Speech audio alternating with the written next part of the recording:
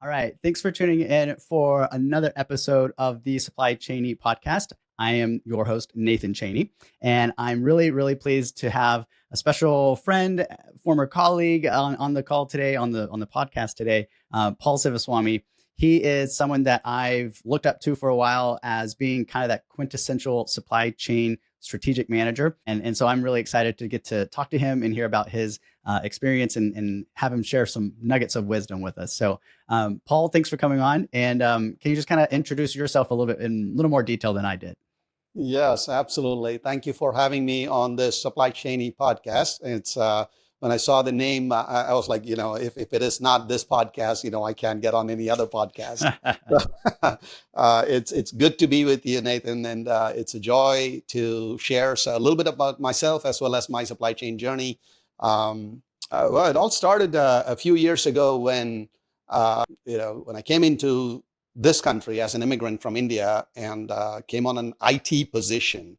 As part of that, one of the things that I quickly realized is that, with the changing atmosphere, I needed a little bit more constancy and permanence in my life. IT is such a vastly changing field. And so I got the opportunity to work with IT for supply chain as part of my first, career move, if you will. And as a result, it got me interested in supply chain. And I figured, if there is one field that will, the fundamentals won't change as much as the technology and the trends and, what the needs of the market are, the fundamentals still will remain the same. And, found that very, very quickly that, supply chain is the place to be. So since then, I've been on a pursuit to be the, I guess, quintessential student of supply chain, if you will. As much as I call myself an executive, I'm more a student than I am a supply chain manager, executive leader in the role that I'm in. My background before coming into IT, have a master's in IT. My undergrad was in mathematics, and since then went on to get an MBA in supply chain and in international business, a double MBA from Bradley University here in Peoria, Illinois, and had the unique opportunity to work in purchasing, sourcing, purchasing to logistics and transportation and inventory management, warehouse management, all the way down to product support and working with dealers. So all of that allowed, all of this was with my career at Caterpillar, where I had over 19 years of supply chain experience, built on all of that. And, that's where you can say that I both cut my teeth as well as became an exec. After my experience at Caterpillar for 19 plus years about 5 years before that in IT and 19 years in supply chain, COVID hit, and that kind of opened up several different opportunities for me to explore outside of Caterpillar with my supply chain skills. Several different entities, mostly some of Caterpillar suppliers, reached out to me with some of the issues that they were having in their sourcing, and so what started as a half-hour phone call to a few hours of consulting to, hey, can you come over for a week type of opportunities allowed me, to kind of explore the whole world of supply chain consulting, if you will. So I stepped out of Caterpillar, had different opportunities with small and big companies, small and large projects, some a few weeks, some, 3 days, if you will, just to conduct an audit, and yet others longer, like 6 months.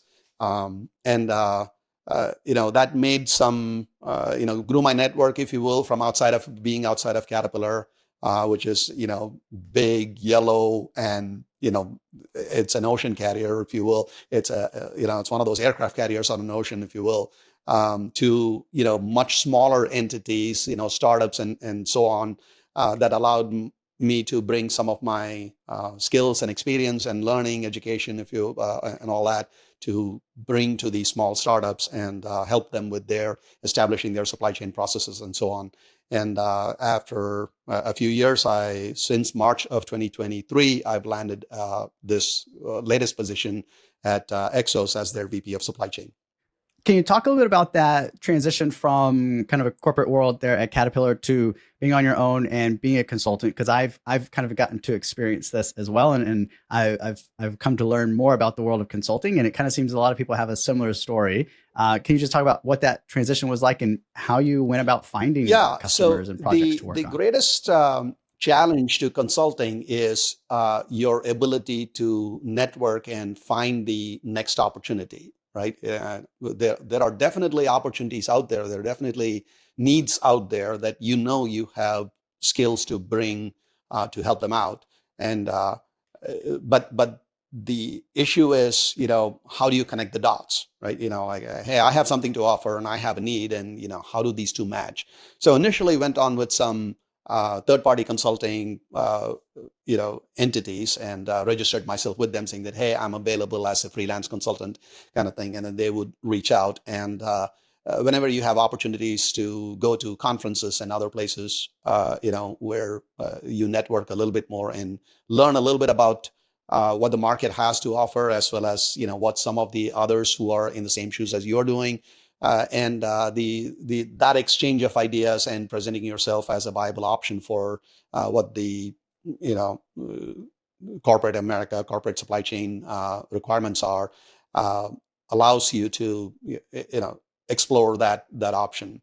Uh, the I guess two things to keep in mind is that you can't. There are times when you will not have anything to do, especially when you're consulting. So it's important that you don't get frustrated during those times, and keep yourself up to date with the trends, and continue your networking, and even allow yourself to do some pro bono type of work to keep your skills sharpened a little bit, and present yourself as a viable option, to anybody who needs your services. Now you've had a couple of roles within businesses and companies. If I'm looking at it correctly, for the most part, in a startup type of mode, or a younger company than something like Caterpillar. How did you come to the decision to join back and be part of an organization and have a team and have be more than just a team of one? So back in 2010, Caterpillar had the opportunity to buy out a company called Bucyrus. So when Bucyrus, when we bought out Bucyrus, Caterpillar bought out Bucyrus, I should say, uh, I was brought into that team to kind of look at their supply chain, if you will, their procurement primarily, and um, work with Bucyrus's existing procurement organizations and supply chain organizations, and integrate their processes into ours. So technically, what we were trying to do is to create a bridge process, if you will, where there was none, and to create order out of chaos, if you will, because if, their supply chain model was night and day different than what we were trying to do, and to kind of do a complete surgery and cut it out and put one in would have been a lot more painful.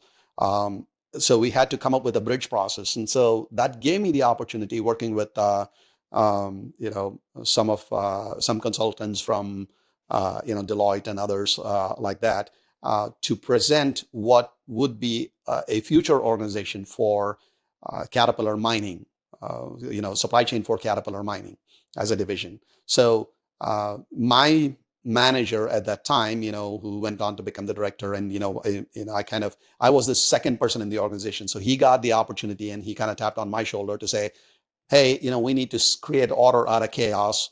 I need you to come and help me. I had worked with him in the past, and he knew, how I would function, and, knew that I had that kind of temperament, if you will, and skills, of course. So he tapped on my shoulder, and I came on board. And since then, I had the opportunity to work with him, and significantly change the framework of how that integration happened. But that kind of gave me the opportunity to rethink myself, or rather rebrand myself, as somebody who can go into an chaos situation and bring order out of that. In that, and when I would go into these consulting opportunities, I would actually present myself as, let me present you a vision for supply chain, and you or where you are as a startup to if you can see yourself as a Caterpillar kind of 70, 60, $75 billion company 20 years down the road, you cannot continue doing the things that you're doing today in this kind of rudimentary framework. You need to somehow mature your supply chain processes to a state of the art, excellent process execution, process establishment execution. And in order to get there, you can't just say that, oh, I'm just going to turn on a switch and then it's going to magically happen. There's a progression to that. And there are steps that you'll have to do as you introduce new products, new divisions, new geographic regions, new suppliers that are both local and international. And all of these things need to be brought together and integrated in a very orderly fashion. And, and I think I have the framework on how to take you from point A to, rather baseline to blue dot.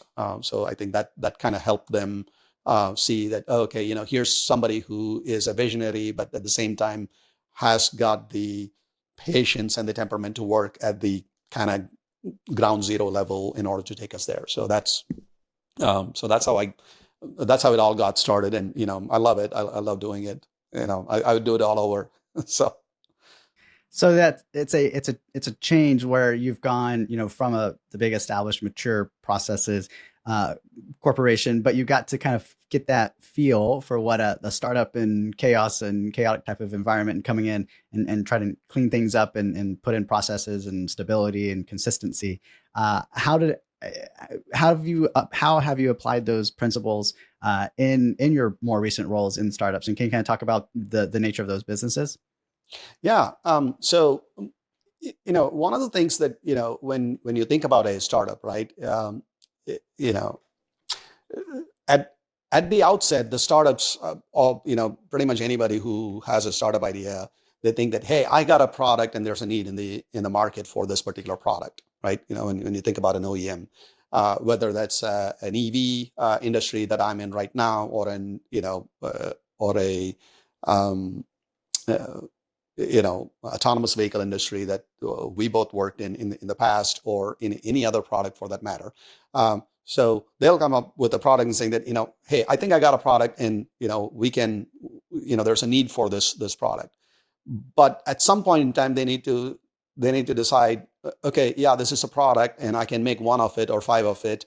And I can even find somebody to buy it from me. But how do you mature that from that place to let me put this in a standard production operation, and how do I make it sellable? How do I make it affordable? How do I make it efficient? And at the end of all of it, how do I continue doing this and make money on it, right? So that's what it boils down to. So when people initially start with a startup product, they're like, okay, I don't care what it takes. I need to make this product work. And as is evident from the market today, pretty much every EV industry that we are in, they are making the product for a lot more money than what they're selling it for. They are selling it for a loss. So that's what we are seeing in pretty much all of our competition for Exos. We are the only Exos is the only company that's actually making a gross margin positive electric vehicle, commercial electric vehicle. So, but we weren't there, right? Last year, that's not where we were. So to allow the team to not just envision the product, but rather envision an enterprise that actually makes more of this product, sells it to more customers, makes it affordable, makes it sustainable for the long run, 5, 10, 15, 50 years down the road. And think about the life cycle of the entire product, not just conception to actually manufacturing it, but rather end of life after that product sits with a customer 20 years, 30 years down the road, and then retiring it, and end of life for that particular product. To think through all of that stuff, that's I think where most people miss the boat. And where one of the advantages that I've had is, as having worked at Caterpillar, a mature organization that has, my predecessors have thought through all of these things and established that framework for me. I know what the blue dot is. I know how that should work. I mean, even Caterpillar, I wouldn't say is operating at state of the art, right? They are probably excellent, level 4 to level 4.2 on a scale of 5. But having seen that and experienced having experienced my with the Bucyrus transformation that we did at Caterpillar, that enabled me to see the journey on how we can take something from a 0 to 4.5 and put in milestones and areas where we can call them wins, like they're stepping stones, if you will, for lack of a better term, to get to that blue dot. And so that I think is where, and it's not an easy journey, right? For a small company, it might be 12 to 18 months. For a somewhat of a bigger product, like where Exos is, it might be more like 36 to 48 months in order to make that journey. So I think that's the best that I can think of on how that transformation happens. You touched a moment ago on building a supply chain organization and processes kind of from scratch. Could you put yourself in the place of someone who's never heard of supply chain up until today? They saw this interesting sounding podcast called the Supply Chainy Podcast, and they're not really sure what supply chain is.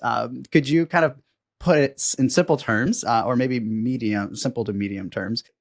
If I have to define what supply chain does for an organization, I would say it this way: getting the right parts from the right place, at the right price, at the right time, with the right quality, and doing it all the right way in order to build your end product. Enabling that framework, that's what supply chain does. So getting the right part is, sourcing it, and sourcing it from the right place. Do we make this? Do we buy it? Providing that kind of a when would it make sense to buy it? Where do we buy it from? Do we bring it in from a local manufacturer? Do we bring it in from China? What are some of the limitations in that space? And bring in what are some of the legal and financial and engineering type of inputs into that, and getting it at the right price. I mean, just because a product is available, it could be for the aerospace sector. Do you really need that high cost a part, right? And bringing it at the right time. Like getting it too soon or getting it too late doesn't really serve your purpose. And so putting in practices for logistics and transportation for just-in-time type of delivery mechanisms, etc., and having the right quality of the product. Making sure that we have a QMS system that's actually measuring the quality of the product. Is it an off-the-shelf product? Is it a highly engineered product? Where do we have to have PPAPs and where not, and all that stuff, and providing all of that input, and doing all of this by not spending like $600 million in personnel and having a technology like an SAP or something like that is a little too robust for a startup type of organization, and bringing all of that stuff. How do you do this? And at the same time, you can't do it all using spreadsheets and emails, right? So you need to have a good balance between all of this. And that all sounded like the inbound flow, but then you kind of need to turn it around and do it all in reverse. And you hand that part, that finished sure that good off to a customer. Absolutely. Right? Now think about it from a customer's perspective, making sure that they are getting the right product, delivered at the right price, at the right time, at the right quality. So from the customer's perspective, also, that's equally important. So I think you're in a unique position to answer a question that I've had on my mind for someone with your experience, which is, how do you measure success of your supply chain organization or group or team? What are some metrics, or could you share any anecdotes or whatnot of how you measure the success of your supply chain organization? Think about it this way, right? PQVC is what I think about. Like Caterpillar has drilled this into my DNA almost. It's people, quality, velocity, and cost, right? You need to make sure that the cost is right. It needs to be on time, velocity. Like it needs to get here as quickly as possible, but also not so soon that it sits on the shelf for 3 months before it gets used. Right quality, making sure that parts don't break after they get here, and doing this all with a very lean organization and in a very efficient organization, so that the people are benefited from that. And so that's, PQEC, right? So how do you get there? That I think will define success for any supply chain organization. For me, a lot of my history and experience has been on the operations side of in logistics and transportation and warehousing and distribution. And it almost kind of sounds like the way you describe supply chain. It seems like you have a procurement perspective, and it seems like the warehousing and transportation elements, if you want to say, of supply chain are supporting actors to help the mission of procurement get parts to where they need to be on time, at the right price, and whatnot, and in good condition. And Yeah. so, if I'm picturing kind of the image that you're drawing, it's a supply chain is a largely procurement type of organization supported by the other elements a little bit to accomplish that It mission. depends. So, like in the industry that I'm in right now, that's where things are, right? But there's more to it. Like, in a traditional manufacturing organization, that's where that definition that you gave fits better. But if you think about a retailer, for example, if you take a Walmart or someone like that, there is they're not manufacturing anything. They're a retailer. What they're doing is they're buying in bulk from different locations. So and they're bringing the parts in, so that ensuring that the right parts are right product is on the shelves at the right store locations. That becomes more important. So inventory management becomes that much more important. Sourcing is important, but making sure that you're not stocking too much of something, and that you don't bring in your what you sell for Halloween after October 31st, and at the same time not in February as well, right? So making sure that just in time type of deliveries, those become important. Making sure that you understand your market and that you're not stocking too much at a particular store location, that also becomes important. So and while doing all this stuff, making sure that you're not spending buku money on your transportation and your logistics, that also becomes important. In the organization that I'm at, there's not much opportunity for that, so it's more of a sourcing function. But it's it all depends upon the enterprise that you're serving with your supply chain. Can Yep. you take a minute to just kind of talk about electrification of fleets and delivery vehicles, and how y'all are approaching that, and what you kind of see going on in the market there? Yeah. So we are an OEM. So in other words, we sell an electric commercial vehicle to the market. Exos has got the step van, which is our main product, of course, which is your FedEx, UPS kind of trucks. One of our largest customers is FedEx, of course, as well as armored trucks like Loomis is another large customer of ours. So step van is our main product. We also have a medium duty, class 5, class 6 type of truck, and a heavy duty one. Both of those products we're not focused on at this point in time. But the step van is our main product, if you will.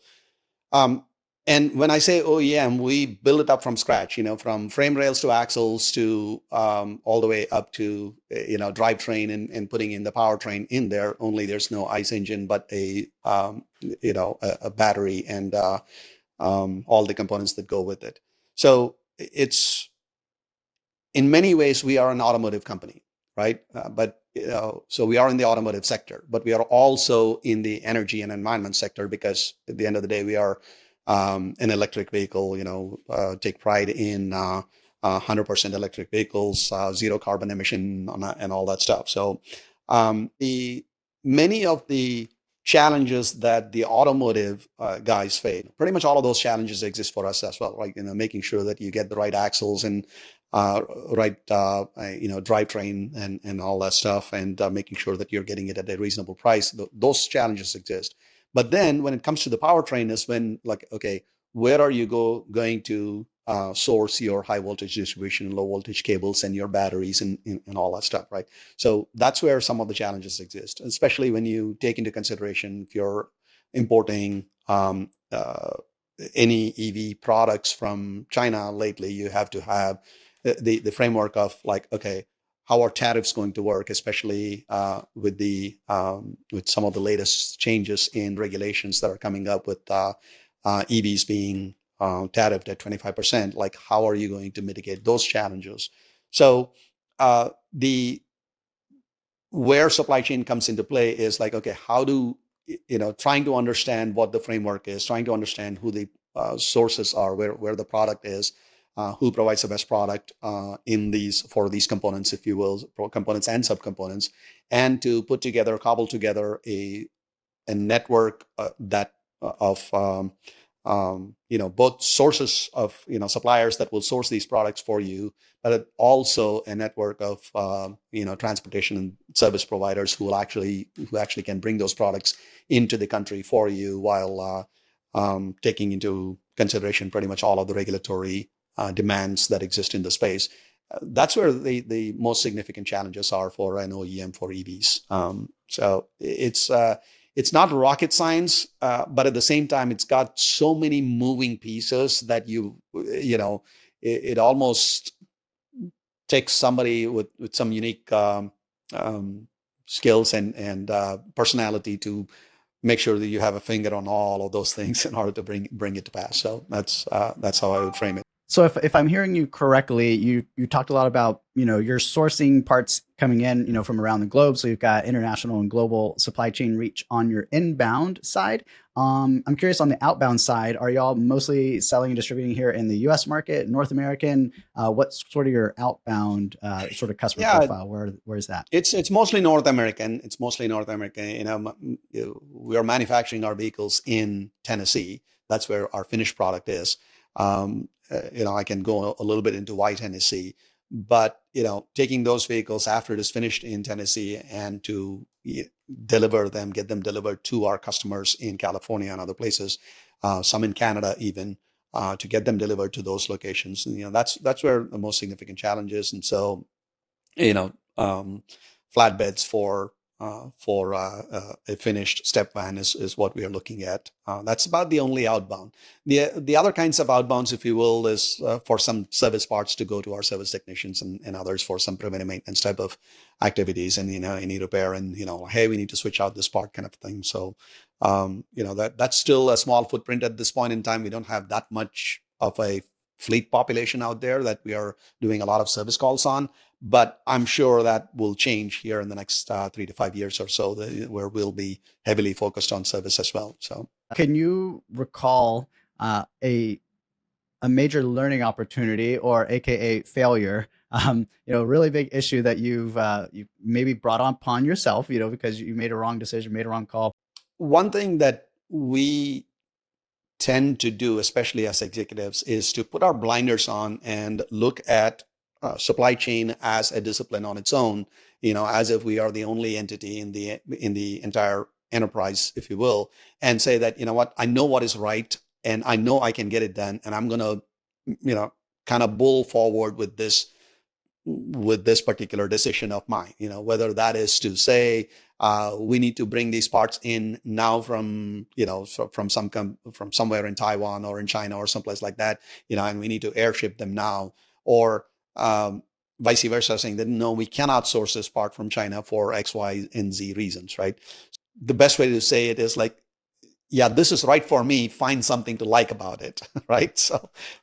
So we've done some sourcing from places that we, in hindsight, that probably was the best product, but not the right solution for us, or not the right fit for us, because in the long run, it ended up causing more problems than it actually, for the value, for the money that we paid for it, it didn't serve its purpose. And then doing that, one of the things that I did was like enter into a long-term contract with that company, and I was like, you end up spending more money trying to buy yourself out of that contract than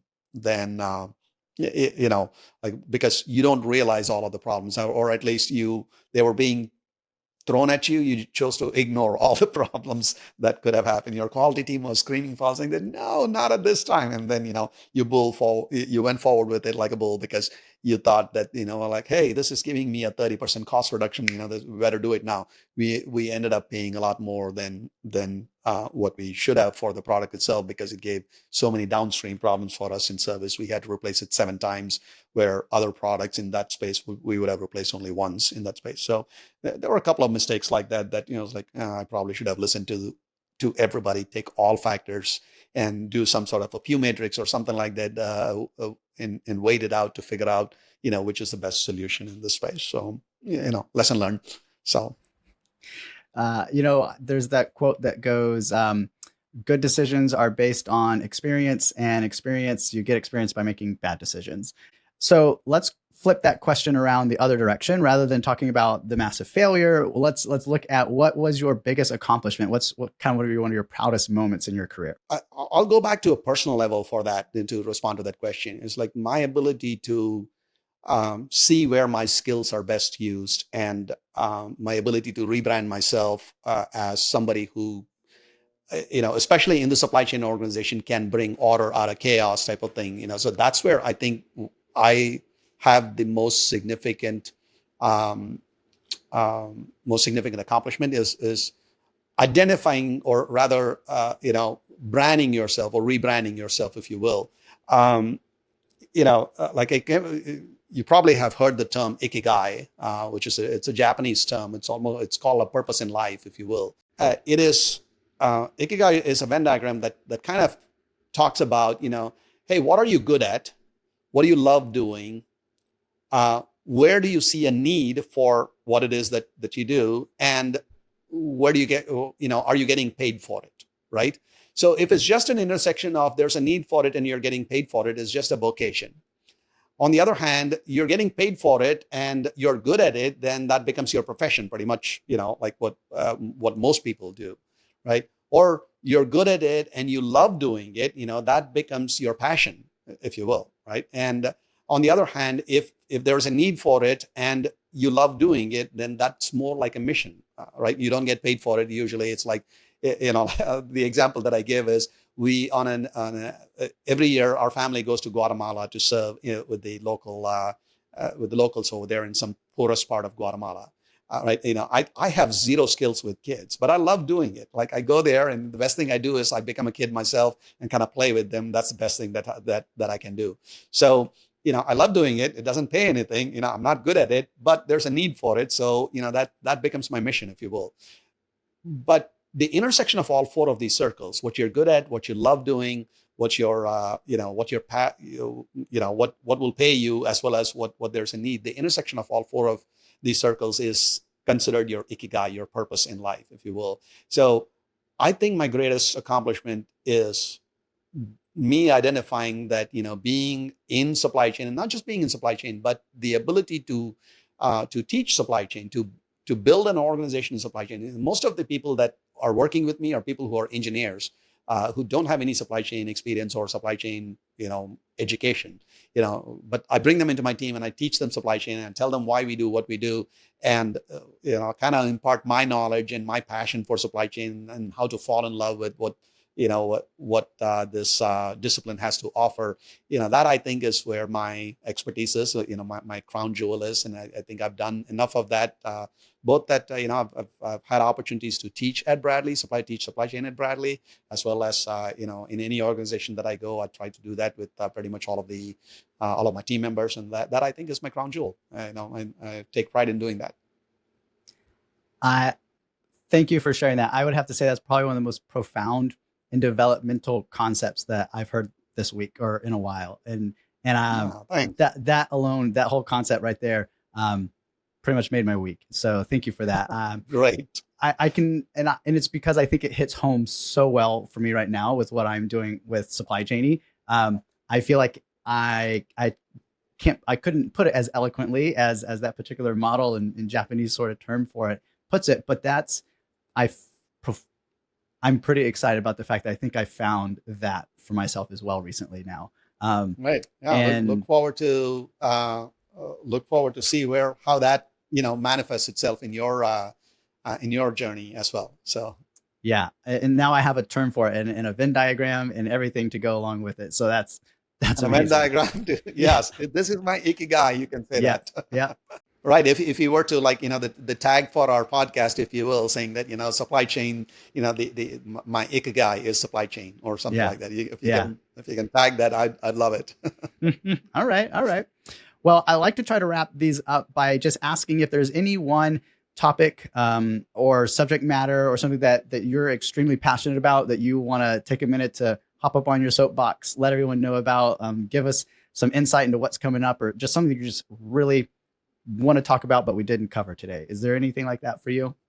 Yeah, and nothing significant about myself or supply chain in general, but like, I'm really proud of where Exos is in our supply chain journey, as well as as a company where we are at. It's we're making significant strides. Some of the things that we have been doing are not just cutting edge, but also kind of rethinking all of the EV industry on the whole, right?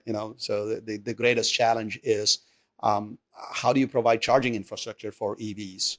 That is the challenge. The reason why we are not able to sell more vehicles today is because there doesn't exist a charging infrastructure. And I think some of the things that we are doing at Exhaust is groundbreaking in that space. So I would ask all of your listeners to stay tuned to Exhaust, and see where we are headed, and jump on that bandwagon, and subscribe to the Exhaust way of doing things. Especially. So I'm really proud of that. And to see this podcast, I'm looking forward to see where else this will take you, and look forward to partnering with you in other opportunities as well. So good luck to you.